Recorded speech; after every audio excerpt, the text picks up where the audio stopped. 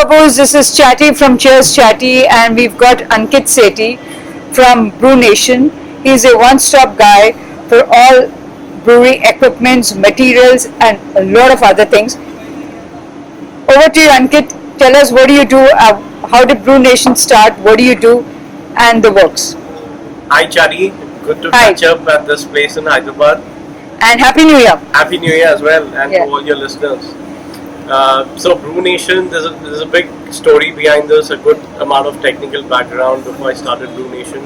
Okay. I actually did my Masters in Brewing and Distilling in Scotland at Heriot Ward Okay. back in 2005. Don't judge my age with that. No, I'm sure. So I'm not in a position at all to judge that. And then I was lucky enough to get an opportunity to work as a maltster. Okay. I worked on new non-alcoholic beer. Okay. Then I worked with Diageo as a distiller. I distilled some of the single malt for 3.5 years before I moved back to India and joined Kingfisher. Okay. And I worked with them for about 3.5 years again. And while I was looking for opportunities I've always had this entrepreneurial blood in me, coming from a family of entrepreneurs. And I was looking for this opportunity to start something on my own. Okay. That's when I met one of my colleagues from Heriot Ward who was brewing in a brewery in Bangalore. Okay. And he told me how he's had difficulties procuring raw materials, getting right knowledge for equipment, dispensing and all of that. And that's it. And that year, it was 2015 and we started Brewnation. Okay. And no looking back. So right now what we do is we supply raw material.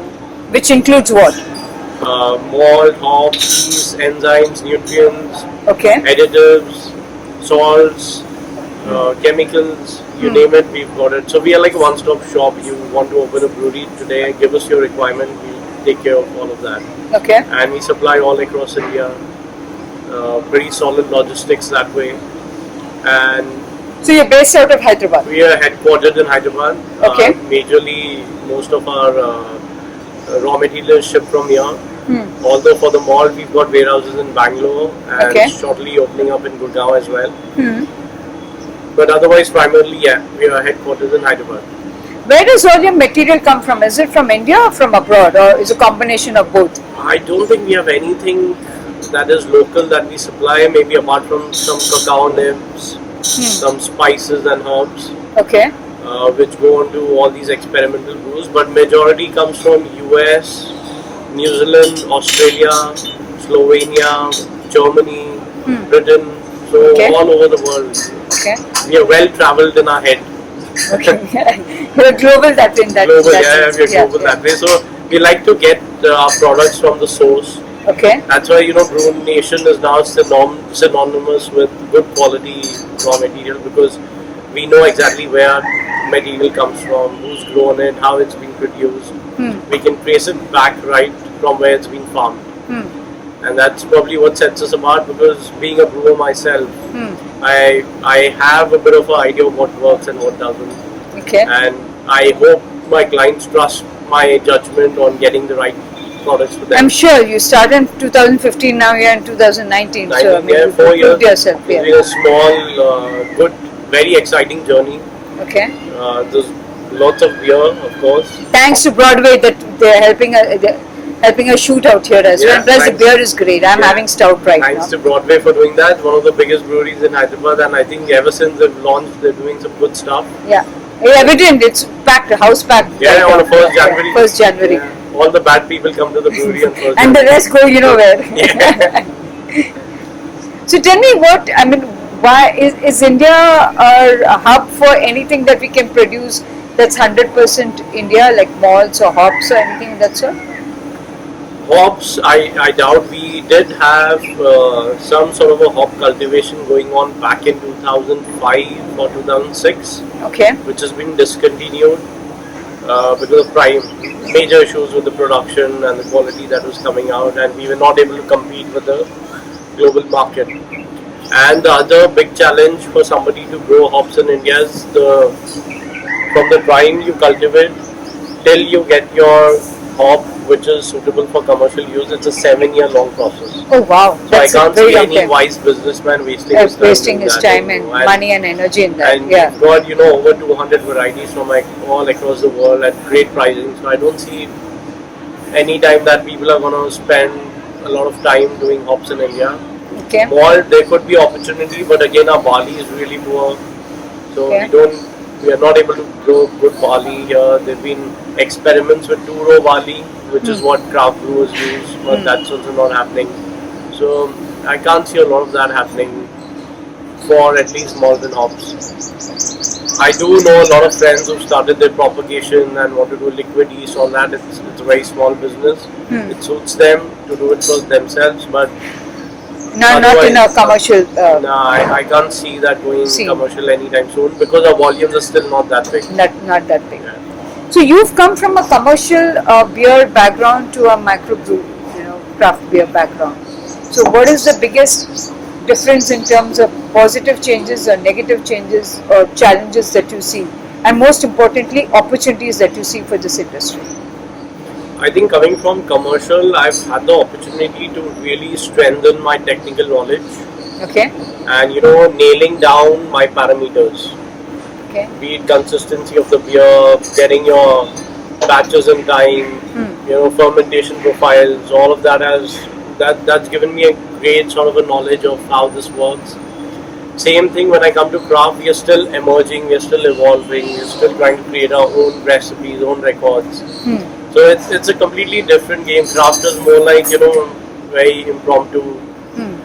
But the control of beer that happens in the commercial scale because they have the investment, they have the equipment, they have the manpower, they have the And it's more streamlined in that sense, no? yeah. It's like an assembly line thing. One thing just goes and it continues that way. But in craft, I think you have to keep on improvising And because of so much competition in the market and the volume, I mean, I worked with Kingfisher where a batch was about 2,400 HL. That's ridiculously huge. That's big. probably 240 times than a regular microbrewery. So you can't afford to, You can't. There's no match actually. You can't experiment at that stage. That's why the processes there are so streamlined, and that is what I see.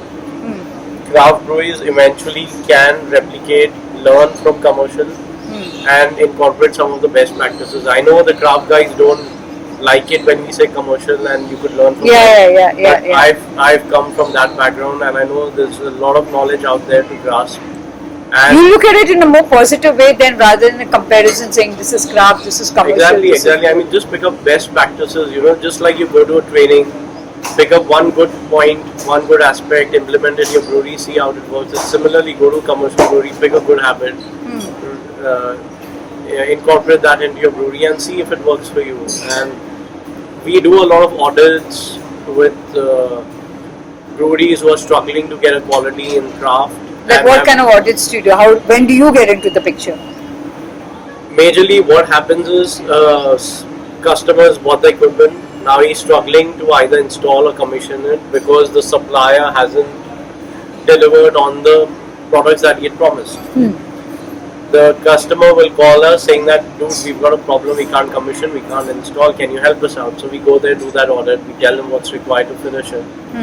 Then the second step of audit is where everything's been installed, commissioned, but the beer quality just doesn't come out right. Either there's way too much DMS coming out, the beer is getting a lot of sulfur, or there's something or the other.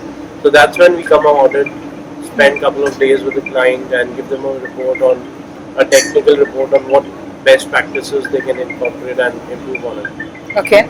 So it is a very sort of a technical one-on-one thing that goes on in the brewery. But pretty interesting. We do quite a bit of that. I think we've done over 24 audits till date.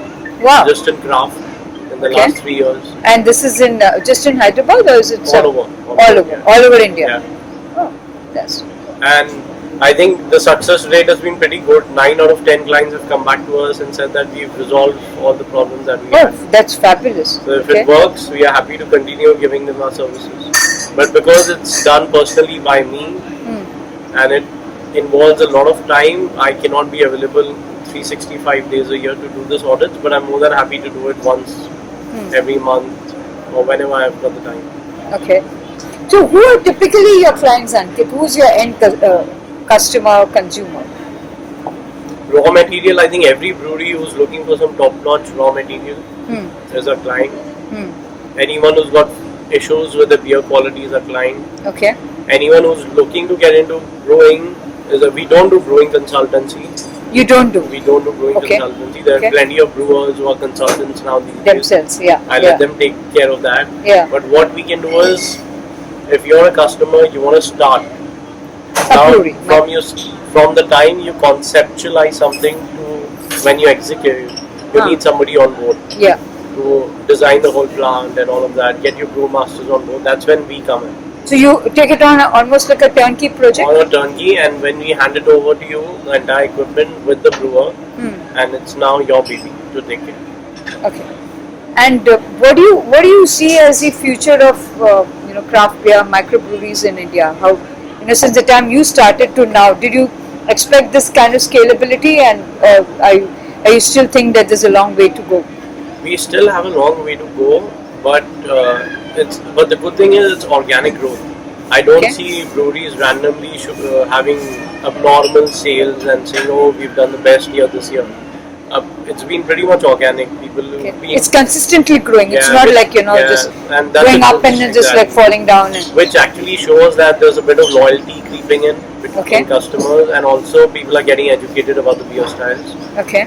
Although the drawback, what I see in craft is there's way too much innovation going on. Rather than nailing the beer quality of the top beers, you want to experiment, do what the US is doing, and I think you need to streamline saying that okay, these are my 3 beers. I'll nail these recipes. And keep on working on them and perfecting it out. Make it perfect. So everyone who comes to say Broadway and says I like these 3 beers, I know I'm going to get those 3 beers there the way I want it. And then experiment rather than experimenting and putting 6 different beers on tap. Everything. Sab dal do where consumers completely confused as to what he should do, what he likes, what he doesn't like. Then you have that beer review on Zomato going on saying, "Oh, beers are shit." That is because you're confusing your customers. Because by the time he gets used to one thing, you're already giving him 10 other things, and he doesn't know which way to go. Exactly. So just he's spoiled for choice. 4 beers and then kind of experiment with the 2, which is what most of the good breweries are doing these days. So you think people over here are trying to imitate what's happening in the West rather than, or Europe or wherever that is, rather than seeing what is it that the Indian palate likes and what is it that is going to suit him in terms of climate, in terms of culture, in terms of taste, and whatever that is. Can you pause the video for a minute? I'm getting calls non-stop. Okay, Ankit, from where we left it, we were talking about the craft beer styles that we have in India, and you said something that we are trying to give too much at the same time and confusing the customer. So are you is it something that what happens in the West or Europe is what we are trying to imitate in India without knowing what our guys really like? Because our culture is different, our palates are different, our climates are different, or should we just stick to few styles and just nail that? No, I think we're on the right track in a way if we can, kind of nail the top 3-4 best-selling beers and perfect that while also innovating, developing. Because see, the whole point of being a craft brewer is because you get that freedom to innovate and experiment. Okay. So that you can't stop that, and that's why brewers come from commercial want to join craft. But I would say rather than being driven completely by the West, what US is doing, what they sell here, we can never sell. I mean, I was in Yakima a couple of months back. Okay. And the kind of beers those guys drink, I couldn't finish a pint. I was hating it. Why is that so? It was so bitter, so bland. It was just bitter all through. The hops were shining through, but not the aromatic hops, but the bitter hops. Bitter hops, okay. Whereas in India, IPAs are so flavorful. I mean, every brewery here does a fantastic style of IPA, NEPA and all of that. But which is what you're drinking right now. Yeah, I'm drinking a NEPA now. Needs a little bit of time to settle, but I think it's on the right track. So yes, otherwise, you can draw inspiration from what America is doing. Europe is doing fantastic beers, especially places like Scandinavia countries. They're really doing some innovative beers. So you can do, rotate your taps with one of those, but your top 3-4 styles have to be nailed. Okay. and after the best that are coming out. What do you think of the future of craft beer in India, especially from your business perspective? Which is moving the most for you from your business line and offerings that is there? I think in terms of our growth, what we've seen is we've had very good growth. Okay. I mean, definitely double digits every year since we started. One, primarily because of the guys who were doing this sort of a business before we came in hadn't have a clue, because they're not from this background. They don't understand what works, what doesn't. So that's been helpful for us. So you have the first mover advantage because it was anyway not Exactly, not, because yeah, we understand the subject. You know, we are in here to help people, not to just make money by selling some dodgy stuff out because there. nobody knows anything. Exactly, It's not, exactly. yeah, So, yeah. you know, we rather than looking at profits, we also look at helping people, helping brewers nail their recipe. And I think I've lost count of the amount of calls that I must have done in the last year with brewers, For trying to tell them, dude, use this hops, use this yeast, use this malt, get that right character. so you're involved in a lot of beer education as well along the way. See, I don't take credit in that, because I think it's part of my job. When I'm selling a raw material, I have to tell them what the benefit are, how it's going to work for them in their beer. Most of the brewers really appreciate that, and they come back to me for advice on those. I don't expect to get credit on that as long as they're buying stuff from us, because we've invested our time in educating Absolutely, them on that. yeah, yeah. But otherwise, I see there's a good amount of growth. We see a lot of clients coming to us saying that the existing supplier isn't doing a great job, so we want to get to something that's better than what's available. That way it's growing, but in terms of that exponential growth that we would expect, that will only come when the other states open up for breweries. Okay. We Okay. cannot just have thousands Just a of breweries in concentrated Bangalore. cluster guys that are Exactly, doing it. exactly. Yeah, yeah. So we need, Rajasthan has been long due, Kerala is long due, all these states have to open up. Every state should have a beer culture. And that's Okay. when you'll actually see our beer consumption going up. Yeah, unless it becomes a way of life, like the Yeah. way commercial beer is, then I guess, for people to accept Yeah. it as well and to get familiar with it Yeah. is going to be a big challenge. Yeah. That is there. So that way we are still while away. I think the government has to come together to figure out a way to make it easier for people to open breweries across the country, not just in Bangalore, Hyderabad or Gurgaon, but every other new virgin state as well. And that's when you will actually see a beer culture. I mean, we are having an interview about beer, drinking beer. Yeah, yeah. You know, that's the culture. Yeah, that's we would like what you need to serve. build. Yeah. And when I go out for meetings, I invite all my clients to a brewery. I don't go to coffee shops anymore. Exactly. Yeah. So It that's- doesn't make sense. yeah. We are talking about beer. You bring Yeah, it. exactly. So Talk about it in a that's brewery. the culture Yeah. we want to see. We want to see people coming out, taking their family out to breweries, drinking beer. That's what's happening in US. You know, you've got whole family picnics going on a weekends, children coming over, parents enjoying a pint of beer. That's the culture we should look forward to. And what's the big next milestone for Brewnation?